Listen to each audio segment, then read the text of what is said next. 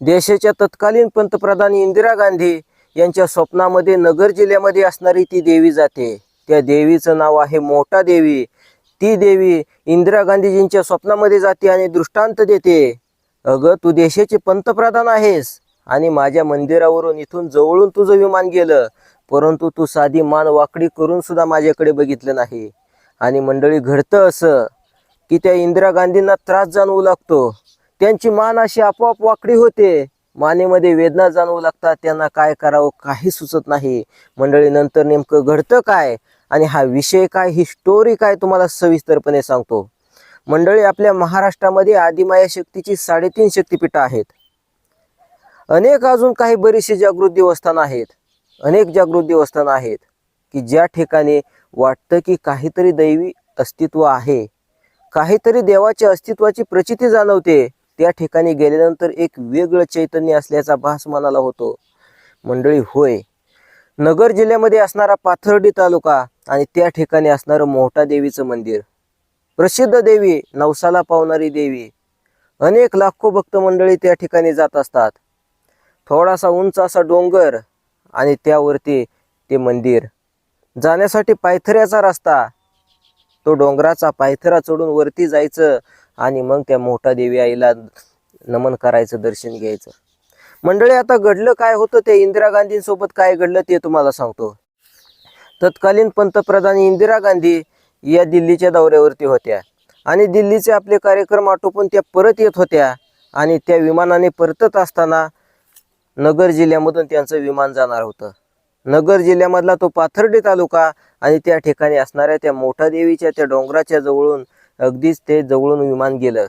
आणि मंडळी, घडलं असं की त्या ठिकाणी नंतर मात्र इंदिरा गांधींना मानेचा त्रास जाणवू लागला. त्यांची मान अशी वाकडी झाली, थोड्याशा वेदना जाणवू लागल्या आणि नंतर त्या वेदना वाढू सुद्धा लागल्या. आणि रात्रीचंच त्यांना नंतर स्वप्न पडलं आणि स्वप्नामध्ये येऊन त्या देवीने दृष्टांत दिला, काय ग, तू देशाची पंतप्रधान आहेस, मीच मीच मीच ही मोठा देवी, ही जगत जननी, जगत माता, आई जगदंबेचं स्वरूप. परंतु तुझं विमान, तू देशाची पंतप्रधान आहेस, तुझं विमान अगदी माझ्या जवळून, मंदिराच्या जवळून गेलं, परंतु तू डुकून सुद्धा, मान वाकडी करून सुद्धा माझ्याकडे बघितलं नाही. मंडळी, अशा पद्धतीचा दृष्टांत, अशा पद्धतीची आठवण त्या देवीने त्या इंदिरा गांधीजींना करून दिली. त्यांची मान अशी थोडीशी वाकडी झाली, थोड्याशा वेदना अधिकच जाणवू लागल्या. मंडळी, त्यांनी बघायचं ठरवलं की त्या ठिकाणी कोणती नेमकी देवी आहे.